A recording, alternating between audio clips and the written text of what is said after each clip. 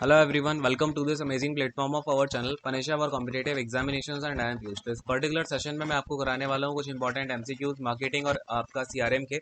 मैंने ऑलरेडी बहुत सारे एमसीक्यूज इसके करा रखे हैं। आई होप आपने पिछले जो टेस्ट वगैरह लिए हैं, मैंने जो क्वेश्चंस कराए हैं वो कर लिए होंगे। और ये आपका सेट नंबर 4 है। और ये सेट नंबर 4 के अलावा मैंने आपके लाइव टेस्ट भी अराउंड 4 5 या 6 ले रखे हैं, ठीक है। तो उसमें भी अलग अलग क्वेश्चन हैं। तो खैर शुरू करते हैं आज का सेशन। और ये आपका टेस्ट फॉर्मेट पे ही होने वाला है। पहले तो आपका एक ये क्वेश्चन है। ये क्वेश्चन बहुत सारे बच्चों को डाउट आ रहा है, आपको ना ये बना मन से बनाया हुआ डाउट है, ये कुछ नहीं है। एक्चुअली में हुआ क्या कि गूगल पे कई जगह दिया हुआ है कि इंडियन रेलवेज में टॉयलेट्स इंट्रोड्यूस कब की गई हैं। आप गूगल करोगे आपको 1909 आंसर मिलेगा। एक टेस्ट सीरीज ने भी इसको डाल दिया है, कई जगह इसको डाल दिया गया है, बट स्टिल इसका आंसर जो है आपका, जब टॉयलेट्स इंट्रोड्यूस पूछा जाएगा तो पहली बार रेलवे में जो टॉयलेट्स इंट्रोड्यूस की गई थी वो फर्स्ट क्लास में की गई थी, ठीक है ना। कहाँ पे की गई थी? फर्स्ट क्लास में, 1891 में। देन आपका क्या हुआ कि यहाँ पे जो सारे के सारे कोचेस होते हैं, जितनी क्लासेस हैं उन सभी में 1909 में। अगर आपसे क्वेश्चन ये पूछता है कि सारे क्लासेस में आपका जो टॉयलेट्स हैं वो कौन से ईयर में इंट्रोड्यूस की गई, तब आपका 1909 होगा। गूगल में 1909 आपको मिलेगा, बट कोई बात नहीं, गूगल में बहुत सारी चीज़ें ऊपर नीचे हैं, गूगल के डेटा को छोड़ो। ये जो डेटा है आपका, जो मैंने ऑलरेडी लिखाया भी हुआ है आपको मैंने 1891। तो ये जो डेटा है ये बेसिकली आपका, अगर रेलवेज के आप ऑफिशियल पेपर्स को कहीं ना कहीं देखोगे तो उसमें यही निकल के आएगा कि फर्स्ट क्लास आपकी जो टॉयलेट्स हैं वो 1891 में इंट्रोड्यूस की गई। देन आपका सारे क्लासेस में अगर आपसे क्वेश्चन पूछा जाता है तो 1909। अब इसे अगर आप देखो एग्जाम में अगर ये क्वेश्चन आएगा तो उसमें ऑफकोर्स आपको 1891 ही मिलेगा, या फिर आपको एग्जाम में ऐसा मिलेगा इन विच ईयर टॉयलेट्स और introduce in all the classes in railways in India, ठीक है। और इंडियन रेलवेज भी नहीं आएगा, रेलवेज इन इंडिया आना चाहिए, ये जो आपके सामने लिखा हुआ है, बिकॉज उस टाइम पे इंडियन रेलवेज थी नहीं, ठीक है। तो ये चीज़ें हैं। खैर अगले क्वेश्चन पे आते हैं। अब क्वेश्चन आंसर हम यहाँ पे मार्केटिंग एंड सीआरएम के मैं आपको करा रहा हूँ। और ये और ये टेस्ट फॉर्मेट पे है। अच्छा, ये क्वेश्चंस मैं जो आपको दे रहा हूँ ना, ये अभी आपको क्या करना है, 2x पे चला के या 1.5x पे चला के आप फास्ट फास्ट देख सकते हो इसको। मैंने ये सेशन जो है ये हमने लाइव नहीं ले रखा है, बिकॉज लाइव अभी टेस्ट वगैरह लेने में आपका बहुत सारा टाइम वेस्ट होगा। तो आप देख भी रहे होगे अभी आपकी कुछ दिनों से जितनी भी मैं वीडियोस डाल रहा हूँ सारी की सारी सीधी अपलोड होती हैं, कोई भी प्रीमियर नहीं होता है। बिकॉज आप जितनी भी स्पीड में देखना चाहो देखो, अपना वीडियोस को ख़त्म करके जितना ज़्यादा से ज़्यादा टाइम आप अपनी पढ़ाई पे रिवीजन पे दे सकते हो उतना दो, ठीक है। इसलिए मैं आपको जो टेस्ट भी हैं क्वेश्चंस भी हैं वो बिल्कुल शॉर्ट फॉर्मेट पे ही दे रहा हूँ। इनके आंसर्स आपको कल मॉर्निंग में अपलोड हो जाएंगे, जो भी आंसर होंगे, ठीक है। आंसर की जो इसकी आएगी वो कल मॉर्निंग में आपकी 9 AM तक या फिर 10 AM तक आपको मिल जाएगी, ठीक है। टेलीग्राम पे भी अपलोड हो जाएगी, और आपका ये जो यूट्यूब चैनल होता है उसके कम्युनिटी टैब पे भी ये अपलोड हो जाएगी, इंस्टाग्राम पे भी करवा दूंगा, ठीक है। तो ये सब चीज़ें हैं। अब देखो सबसे पहला क्वेश्चन बहुत ही बढ़िया क्वेश्चन है, ठीक है। इसको ध्यान से समझना। क्या बोल रहा है कि in applying analytical CRM founder of MyPhone company, MyPhone company याद है क्या किसी को? हाँ। तो found that out of his 3000 regular customers. Hindi वालों को मैं समझा देता हूँ क्या बोला जा रहा है कि जब एनालिटिकल सीआरएम लगाया जा रहा था, यानी कि डेटा को एनालाइज किया जा रहा था। डेटा को एनालाइज कहाँ करते हैं? एनालिटिकल सीआरएम में। तो जो माईफोन कंपनी के फाउंडर हैं, कौन है भाई माईफोन कंपनी के फाउंडर? इन्होंने फाउंड किया कि जो इनके 3000 रेगुलर कस्टमर्स थे उसमें से 700 कस्टमर तो लैप्स्ड फेज में थे। इन्होंने क्या देखा भाई, 3000 में से 700 तो लैप्स हो रहे थे। अब अगर लैप्स हो रहे हैं तो हमें क्या करना पड़ेगा? हम उन्होंने जो यहाँ के फाउंडर हैं उन्होंने क्या किया कि after fulfilling their dormant demand, यानी कि जो उनकी डॉर्मेंट डिमांड हो रही थी जिस वजह से वो लैप्स होते जा रहे थे, वो उन्होंने पूरी कर दी। लेकिन उसके बाद भी देखा कि 270 कस्टमर क्या बन चुके हैं? स्विचर्स बन चुके हैं। तो ये क्वेश्चन ना मैंने बहुत ही अच्छे से इधर उधर मिला जुला के डाला है। तो आपने अगर सारी की सारी चीज़ें आपको क्लियर है, आप बड़े आराम से इसको कर पाओगे। क्वेश्चन है कि आपको इसका एट्रीशन रेट निकालना है माईफोन कंपनी का इन दिस टाइम पीरियड। यानी कि ये जो पूरा का पूरा एक टाइम पीरियड है कि 3000 लोग पहले थे, फिर 700 इसमें लैप्स फेज में गए, इसके बाद में 270 स्विचर्स हो जाते हैं, इनकी डोरमेंट डिमांड भी पूरी कर दी तब भी वही स्विचर्स हो गए।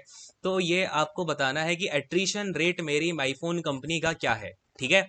चलो बताओ इस क्वेश्चन का आंसर। अच्छा, मैंने एक चीज देखी है कि पहले मैंने एक टाइप ऑफ क्वेश्चन कराया था, वो ही हर जगह घूम रहा है अभी न्यूमेरिकल में, ठीक है। इसमें अब इस टाइप का क्वेश्चन भी घूमता मिलेगा। तो अब ये समझो, ये क्वेश्चन जितने ही मैं आपको देता हूँ ना वो खुद फ्रेम करके देता हूँ, ऐसा नहीं कहीं से चिपका चिपकू। अभी आपको जितने भी क्वेश्चंस मिलेंगे ना ऑनलाइन, सब इधर के उधर किए हैं, उधर के इधर किए हैं, मिला जुला के सब एक ही चीज। खैर क्योंकि क्वेश्चन बनाने में ना चीज़ों को समझना पड़ता है पहले। चलो अगले वाले क्वेश्चन को देखो, यहाँ पे क्या पूछ रहा है। Where are the headquarters of SAP CRM solutions located? आपसे पूछा जा रहा है कि SAP CRM सॉल्यूशंस के हेडक्वार्टर कहाँ पे। अच्छा, ऊपर वाले क्वेश्चन का आपको आंसर देना है, इसका मैंने कोई ऑप्शन नहीं दिया है, तो ऑप्शन की इसमें आपको ज़रूरत भी नहीं है, फटाफट से इस क्वेश्चन का आंसर बताना है। अब देखो आपके इसके हेडक्वार्टर कहाँ पे है? यूएसए में है, रशिया में है, चाइना में है, जापान में है या फिर जर्मनी में है? बताओ इसका राइट आंसर। आपका फोर्थ क्वेश्चन है यहाँ पे, which of the following strategy is used by a sales representative. जो एक सेल्स रिप्रेजेंटेटिव है वो कौन सी यहाँ पर स्ट्रेटेजी को यूज करेगा? सीटीआर है, सीटीए है, पीपीसी है या फिर बैंट है? इन सभी के आपको फुल फॉर्म भी बताने हैं और ये बैंट आपका इसमें राइट आंसर क्या होगा वो बताना है। नेक्स्ट वाले क्वेश्चन पे आते हैं, question number 5। Which of the following from C suite is second in command of any company. यानी कि जो सी सूट मैंने आपको पढ़ाया था एक्रोनेम से, अगर याद हो तो आपसे पूछा जा रहा है निम्नलिखित में से कौन सा आपका सी सूट के अंतर्गत सेकंड इन कमांड होता है किसी भी कंपनी का? सीटीओ, सीएमओ, सीआईओ या फिर सीओओ? बताओ इसका राइट आंसर क्या होगा, इसका फुल फॉर्म भी आपको बताना है। अगले क्वेश्चन पे आ रहे हैं, देखो नेक्स्ट वाला question. For a new Qamar company like my phone. अब माई फोन देखो बेचारी न्यू कमर कंपनी है, ठीक है। तो अब क्या हुआ, विच केपीआई विल बी यूज्ड। तो ये जो नई कंपनी आई है माईफोन, इसके लिए कौन सा केपीआई यूज करना पड़ेगा? कि केपीआई का फुल फॉर्म पता है ना? चलो फुल फॉर्म भी बताओ। तो कौन सा वाला केपीआई यूज होगा? रिटेन कस्टमर का, गेन कस्टमर का, क्यूआर कोड का या फिर नन ऑफ दीज? इनमें से कोई भी केपीआई जो मेरी माईफोन कंपनी है वो यूज नहीं करेगी। बताओ इसका राइट आंसर क्या होना चाहिए। नेक्स्ट वाला क्वेश्चन देखो, 7th वाला। Generic value chain model was given by. तो जो जेनेरिक वैल्यू चेन मॉडल है वो किसने दिया था? माइकल पोर्टर, फ्रांसिस बटल, वुडकॉक या फिर स्टार्की?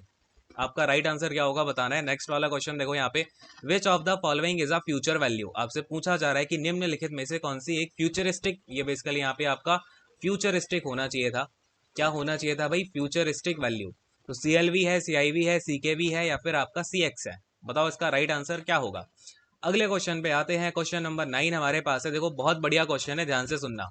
क्या बोल रहा है कि आपसे यहाँ पे सेल्स प्रोडक्टिविटी आपको फाइंड करनी है अगेन माईफोन कंपनी की। इफ दे हैव 450 एम्प्लॉइज, अगर इनके पास कितने एम्प्लॉई हैं? 450 एम्प्लॉई हैं, और जो उसमें से 250 हैं वो एक प्रोडक्शन टीम में काम करते हैं। ध्यान देना, मेरे जो माईफोन कंपनी है उसमें टोटल 450 एम्प्लॉई, उसमें से 250 एम्प्लॉई तो काम करते हैं प्रोडक्शन टीम में, 150 हैं सेल्स टीम में और 50 लोग हैं वो है टेक्निकल डिपार्टमेंट में। अब आपसे पूछ रहा है कि इन अ सर्टेन टाइम पीरियड, और किसी एक सर्टेन टाइम पीरियड में 3000 प्रोडक्ट की सेल होती है, तो बताओ भाई सेल प्रोडक्टिविटी क्या होगी? फटाफट से बताइए। इसका मैंने आपको ऑलरेडी बता रखा है सारा का सारा कैसे निकालना होता है। अगले क्वेश्चन पे आते हैं। नेक्स्ट वाला क्वेश्चन देखो, विच of the following is used for performance monitoring in CRM. निम्नलिखित में से कौन सा आपका परफॉर्मेंस मॉनिटर करने के लिए यूज किया जाता है सीआरएम के अंतर्गत? पहला है आपका स्टैंडर्ड सेटिस्फैक्शन, दूसरा है आपका केपीआई एंड मैट्रिक्स, तीसरा है आपका बोथ एंड चौथा है आपका none. What should be our right answer. Next वाले क्वेश्चन पे आते हैं। अब देखो इसमें आपसे क्या पूछा है, विच of the following is not a part of data repository in CRM. CRM में जो आपका डेटा रिपोजिटरी होती है उसमें उसका पार्ट कौन सा नहीं है गिवन में से? ये आपका आईटी है, इट मत समझ लेना, ठीक है। आईटी सिस्टम है, एनालिसिस टूल्स है, फ्रंट ऑफिस एप्लीकेशंस हैं या फिर आपका ई कॉमर्स है? What should be the right answer, बताइए कमेंट करके। अगले क्वेश्चन पे आते हैं, विच of the following is not a part of the architecture of CRM. यानी कि जो सीआरएम का आर्किटेक्चर होता है उसका पार्ट कौन सा नहीं है? Operational CRM, analytical CRM, strategical CRM या फिर आपका collaborative CRM? What should be the right answer. Next वाले क्वेश्चन पे आते हैं, which type of CRM helps to communicate to people directly. कौन सा सीआरएम हमें मदद करता है कि हम लोगों से कम्युनिकेट कर पाए? कम्युनिकेशन कहाँ पे होता है? ऑपरेशनल में, एनालिटिकल में, स्ट्रेटेजिकल में या फिर आपका कोलैबोरेटिव में? बताओ भाई इसका भी राइट आंसर। अगले क्वेश्चन पे आते हैं, विच of the following is not a before purchase touch point. यानी कि बिफोर परचेज टच पॉइंट निम्नलिखित में से कौन सा नहीं है? पहला है आपका WOM, दूसरा है आपका टेस्टिमोनियल्स, थर्ड है आपका एडवर्टीजमेंट, देन फोर्थ है आपका हेल्प सेंटर। क्या होगा इसका राइट आंसर। नेक्स्ट वाले क्वेश्चन पे आते हैं, विच of the following is not a function of a service automation software in CRM. CRM में जो आपका सर्विस ऑटोमेशन सॉफ्टवेयर होता है उसका कौन सा फंक्शन नहीं है? मैपिंग, शेड्यूलिंग, स्क्रिप्टिंग या फिर आपका डेटा माइनिंग? ये सारी की सारी चीजें मैंने आपको कराई हुई हैं, अगर आपने ध्यान से पढ़ा होगा तो पता चल जाएगा। अच्छा अगर नहीं आ रहा है ना तो एक बार अपने नोट्स को पूरा अच्छे से रिवाइज करना, आपको क्लियर हो जाएगा क्या क्या चीज आपकी छूटी है, रिवीजन में हेल्प मिल जाएगी, ठीक है। चलो, मेन मोटो यही है सारे क्वेश्चन का कि आप कहीं ना कहीं जो चीज छोड़ देते हैं अक्सर, उस चीज पे आप जाके उसको रिवाइज कर पाओ, ठीक है। चलो इस क्वेश्चन का आंसर बताओ, विच of the following is a cash trap for any firm. किसी भी फर्म के लिए कैश ट्रैप क्या होता है? काउज, स्टार, डॉग या फिर आपका क्वेश्चन मार्क?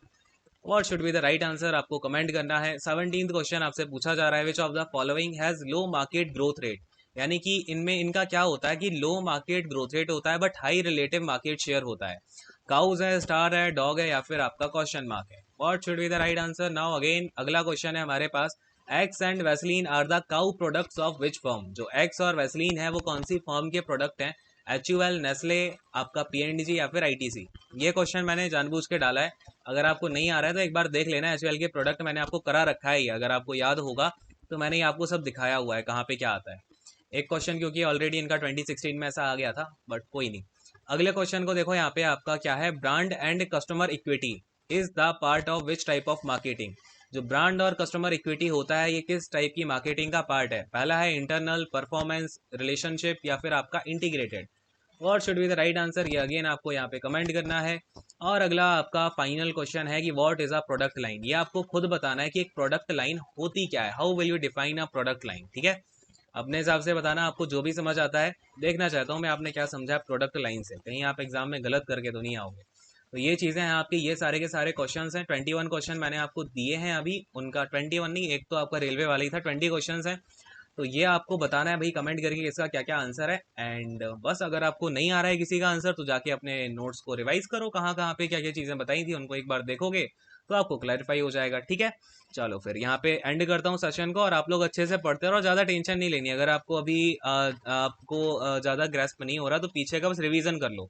अभी आपका मैथ्स हो गया, रीजनिंग हो गया, GS हो गया, ठीक है। तो ये सभी सब्जेक्ट आपको पहले रिवीजन करने पे ध्यान देना है। मार्केटिंग हो गया, करंट अफेयर्स दिए हुए हैं मैंने, HIRD हो गया, आपका आपका CRM हो गया, इकोनॉमिक्स हो गया, ठीक है। कुछ प्रीवियस ईयर क्वेश्चंस हैं और उनको आप सारा रिवाइज कर लो, जितना भी आपने अभी तक पढ़ लिया है ना इन सभी में से, उन सब का आपको अभी रिवाइज कर लेना है एनी हाउ।